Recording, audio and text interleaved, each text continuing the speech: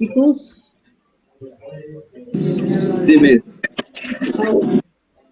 Ahora, si la curva C es una curva que está contenida en S, entonces es lo mismo que cuando trabajamos a nivel de un punto.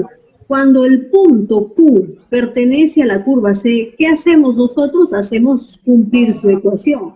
Es decir, cuando reemplazamos, eso debe de coincidir. Eso es lo que nosotros entendemos cuando un punto pertenece a una curva. Si el punto pertenece a la curva, entonces ese punto satisface la ecuación de la curva. Usando la misma lógica, si la curva pertenece a la superficie, ¿no se supone que la ecuación de la curva debe satisfacer la ecuación de la superficie? ¿Qué dicen ustedes? Sí. Ya. Sí, se intersecta en un punto. Entonces tenemos aquí, si C pertenece a S, entonces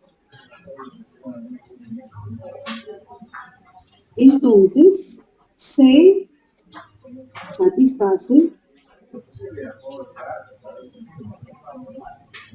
S.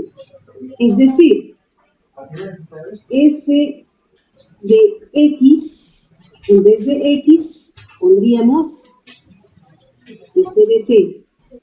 En vez de y, pondríamos b de t. Y en vez de z, pondríamos h de t. Esto seguiría siendo igual que c. ¿Sí? ¿Estamos de acuerdo hasta ahí? Estamos haciendo cumplir esto que hemos definido acá. Si C, la curva C, pertenece a la superficie S, entonces C satisface S. Y por lo tanto, si yo reemplazo C en S, me va a quedar esto. ¿Sí? ¿Hasta ahí correcto? Sí, Miss. Ahora, si tú te estás fijando, esta última expresión es un compuesto. Porque para empezar, F, la función F, ¿de quién depende? Inicialmente, siendo F la expresión de S, ¿ah? ¿De quiénes depende o de quién depende la función S? La superficie. Depende de las variables X, Y y Z. Esa es su dependencia directa. Pero ahora fíjate en esta expresión. En esta expresión, F, al parecer, ¿de quién depende?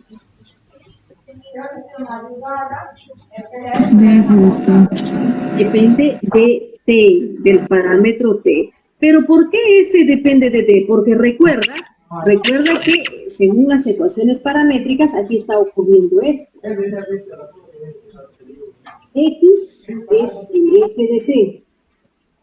Y es el G de T. Y Z es el H de T. ¿A qué quiero llegar con esto? De que si la superficie depende de las variables X, Y y Z, y luego X, Y y Z dependen de T, entonces F depende de T, pero no de manera directa, sino de manera indirecta. ¿Hasta ahí estamos de acuerdo?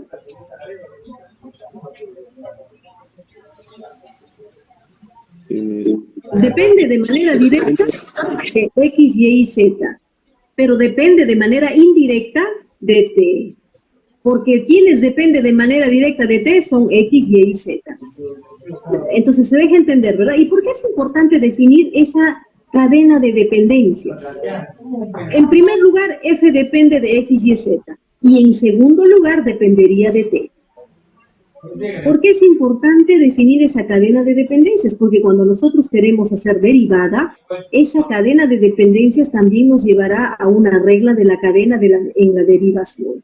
Entonces, en este momento, por ejemplo, si nosotros quisiéramos derivar F, tendríamos que usar la regla de la cadena en el sentido de que F primero depende de X, de Y y de Z, y luego recién depende de T. Por lo tanto, si nosotros hacemos la derivada de F, vamos a poner aquí derivando F,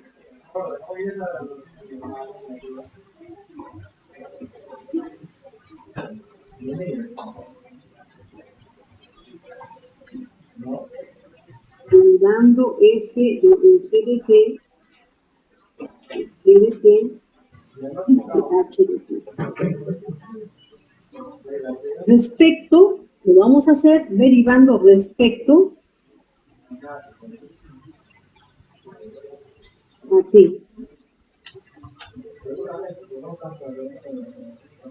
Derivando respecto a t.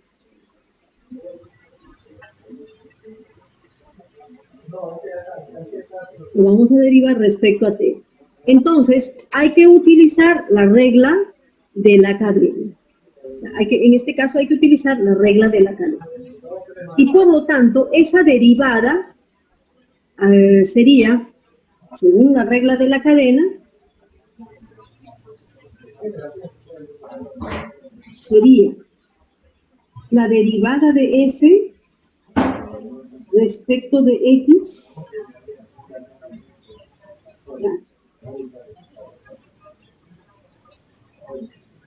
de x, y, z.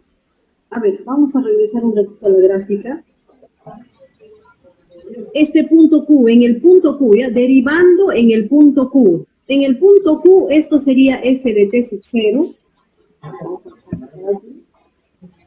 F de t sub 0 y h de t sub 0. Entonces, derivando en el punto Q, esto sería f de x sub 0, y 0, z sub 0, y te darás cuenta que hasta aquí recién he derivado f respecto de x. Pero como x depende de t, me falta hacer la derivada de f de t respecto de t. Que la puedo escribir de esa manera. Y hasta aquí, recuerda que esta es una función de 3 variables y por lo tanto hay que derivar sus 3 derivadas parciales, respecto de x, respecto de y respecto de z. Por lo pronto solamente he hecho la derivada parcial respecto de x. Ahora nos falta incluir la derivada parcial respecto de y, es decir, hay que hacer la derivada de f respecto de y. De acuerdo, en x sub 0, y 0, z sub 0, que es lo mismo que decir el f de t sub 0, bueno, acá sería t sub 0, el f de t sub 0 y g de t sub 0 y h de t sub 0. Pero usa la regla de la cadena. Como y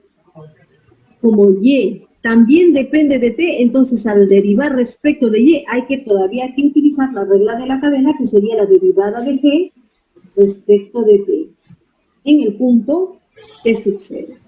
Y de la misma manera habría que hacer la derivada parcial de f respecto de z en el punto x sub 0, y sub 0, z sub 0, usando la regla de la cadena, ya que tiene doble dependencia, ¿no? Entonces aquí sería por la derivada de h en el punto t sub 0.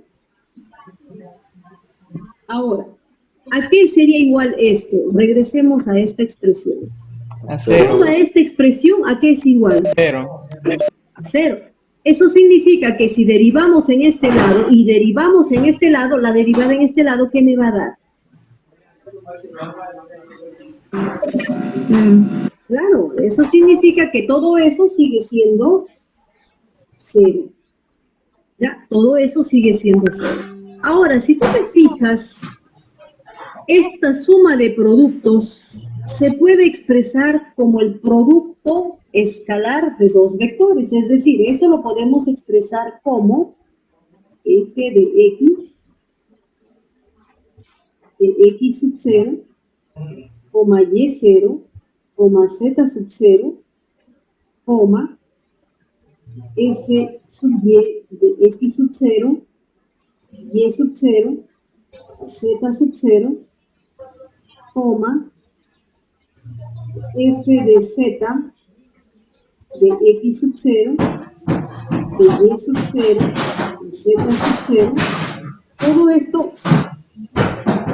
esto multiplicado por f' de t sub 0,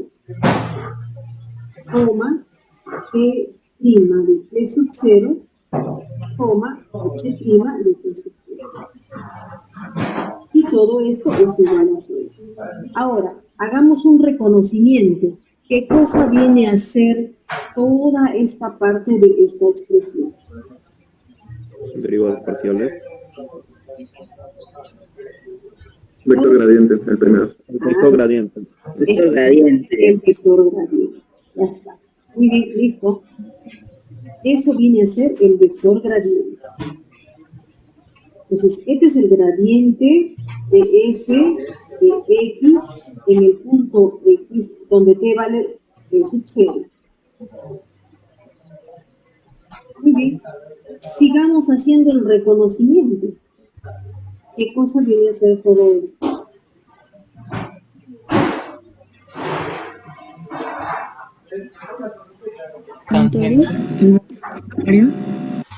La tangente, la...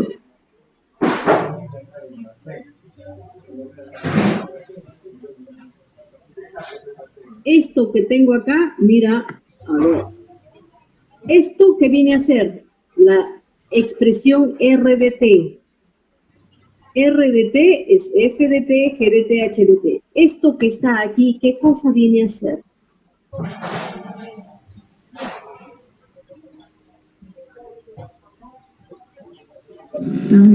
La derivada de R de t. La derivada de t. Eso es la derivada de R de t respecto de t. ¿Está bien o no?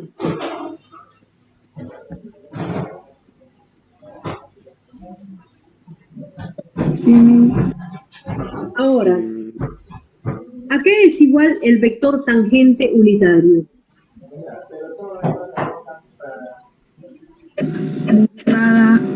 Derivada sobre el módulo. Claro. El vector tangente unitario es esta derivada entre el módulo de esta derivada. ¿Eso qué significa? ¿Cómo es la dirección del vector tangente respecto al vector derivada de R?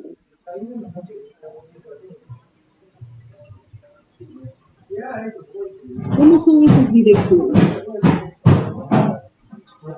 Perpendiculares. No son perpendiculares. Iguales. Tienen la misma dirección. Un ratito, por favor. Paralela. A ver, perdón, un ratito.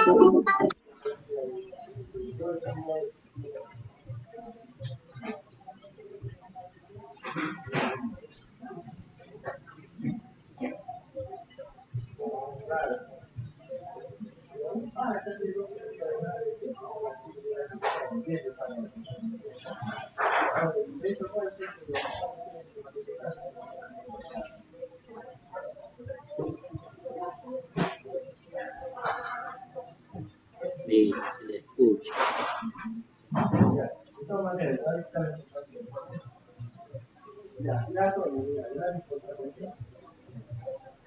Dijo que esperemos un ratito.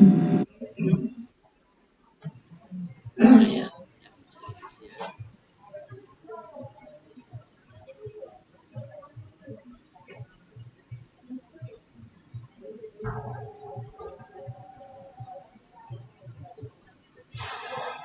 Entonces, como les decía,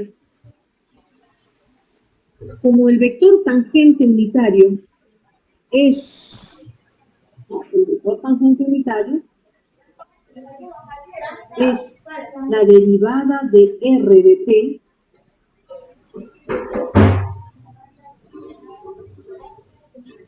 entre su respectivo módulo. Esto a simple vista nos está diciendo que el vector tangente y el vector derivada están ¿en qué posición? ¿Paralelos o ortogonales? Paralelos. Paralelos. ¿No es cierto? Eso es definitivamente absoluto. Son paralelos, ya está. Muy bien. Ahora, cuando dos vectores tienen un producto escalar igual a 0? Cuando son perpendiculares. cuando son perpendiculares. ¿No es cierto? Cuando son perpendiculares. ¿De acuerdo?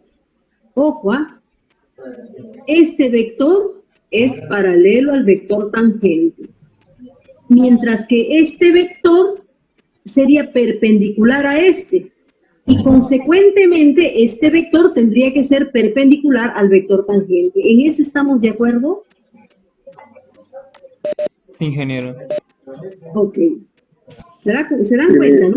Si estos dos vectores son perpendiculares y estos dos son ortogonales, entonces por consecuencia este vector debe ser ortogonal a este. Regresemos a nuestra gráfica. Ya está. Y en nuestra gráfica, a ver,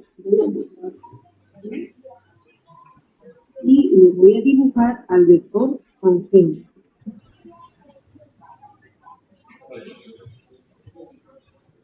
Sea ese el vector tangente.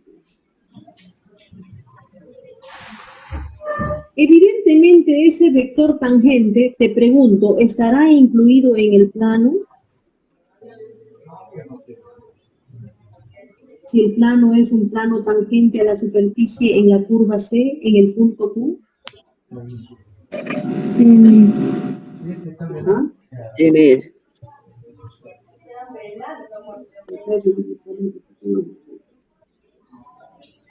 El plano. Entonces, en el punto Q,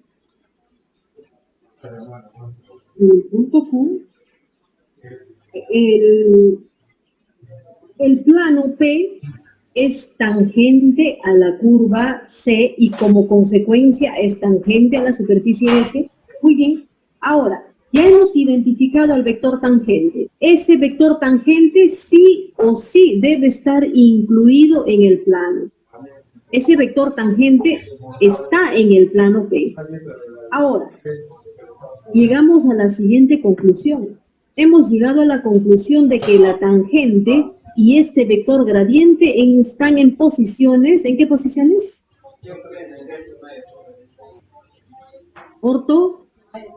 Ortogonales, ¿verdad? Ortogonales. Eso significa que si nosotros dibujamos al vector gradiente, ese vector gradiente debe ser este.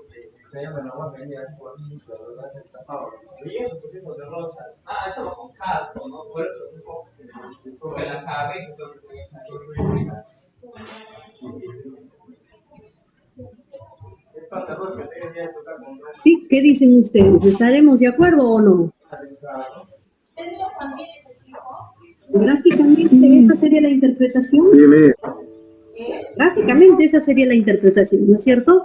Es decir, el vector tangente y el vector gradiente están en posición ortogonales.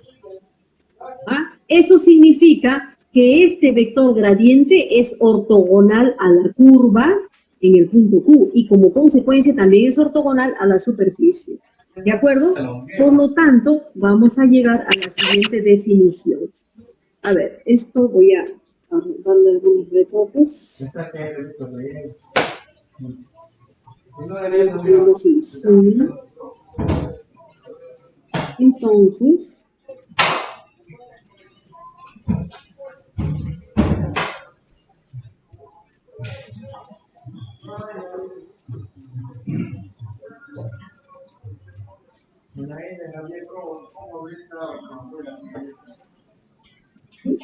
a esto llegamos. Y gracias a esta conclusión hemos llegado a esta interpretación de la gráfica.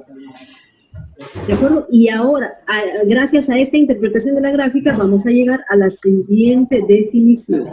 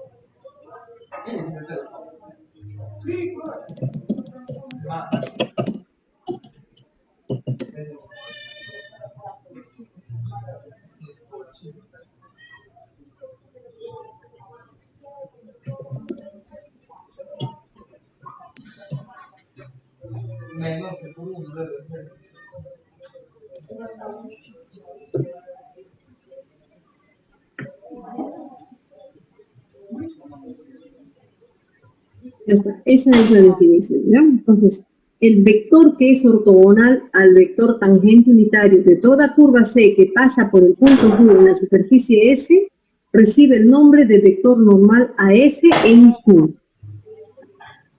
Eso es lo que estamos teniendo aquí gráficamente. Es decir, este vector gradiente es un vector normal a la curva S en el punto Q. ¿Sí? ¿Está claro hasta ahí? Sí, ingeniero. Sí, me dieron. Entonces ahora vayamos a definiciones matemáticas, ¿ya? Mire, esa sería la interpretación geométrica, ¿no es cierto? Ahora continuamos y vamos a definir sus aspectos matemáticos. Entonces, si una ecuación de superficie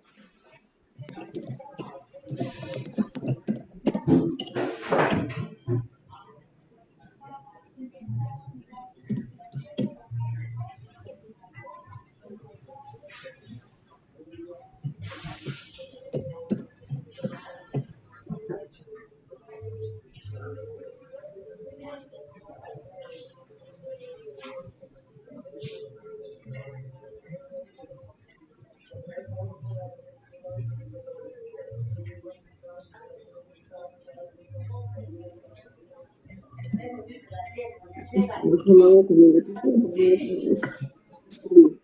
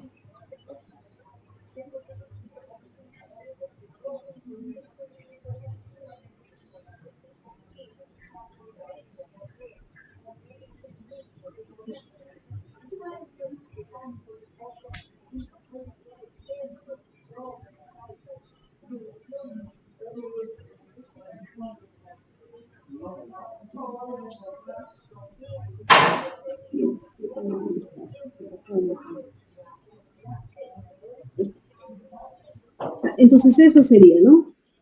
Tenemos la superficie S, cuya ecuación es f de x, y, z igual a 0.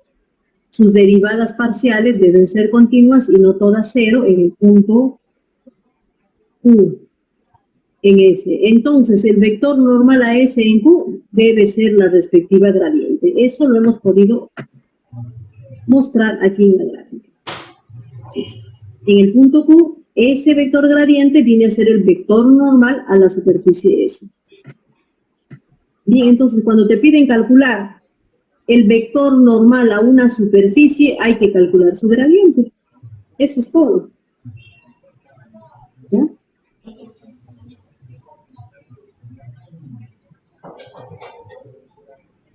A ver, entonces vamos con algunos ejemplos.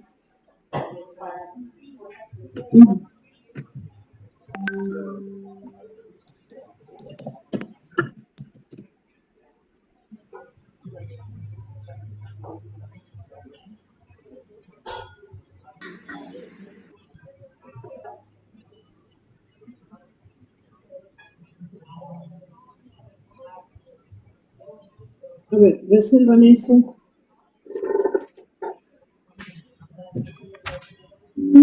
Fue fácil, ¿eh? Un ratito.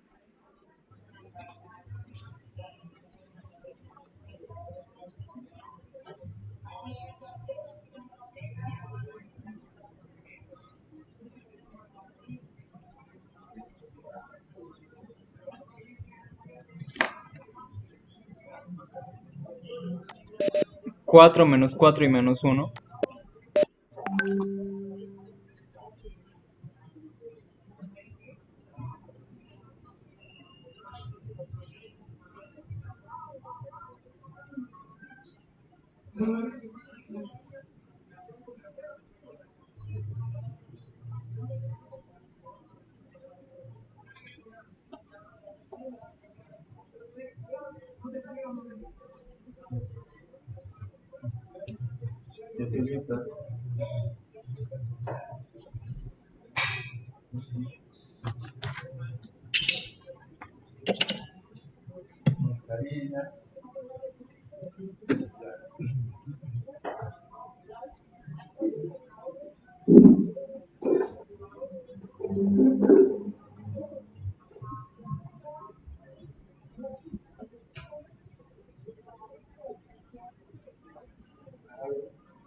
Muy bien, ¿y qué les ha salido?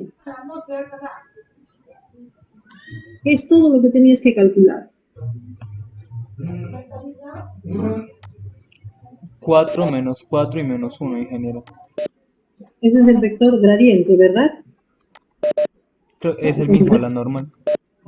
Exacto, exacto. Entonces, si a ti te están pidiendo el vector normal, ¿no?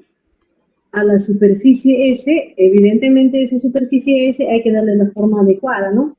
Es decir, la superficie, no olvides que debe de ser igual a 0, es decir, tenemos x al cuadrado más y al cuadrado menos z menos 8 igual a 0. Entonces, el vector normal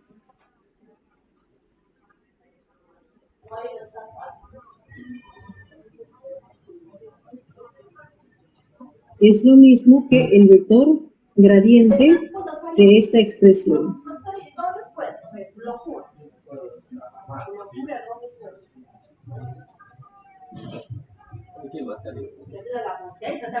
Bien, entonces las derivadas parciales. La derivada parcial de f respecto de x, ¿a cuánto equivale? 12x. 12x. Nada más. La derivada parcial de f respecto de y, 2y. 2y. Y la derivada de f respecto de z, Menos 1. Simplemente menos 1. Entonces, esto sería lo mismo que en el punto, cuando x vale 2, y menos 2 y z 0. Cuando x vale 2, esto sería 4. Cuando cuando y vale menos 2, esto sería menos 4. Y cuando z vale 0, esto sería menos 1. Esa sería la respuesta a esta pregunta, ¿no?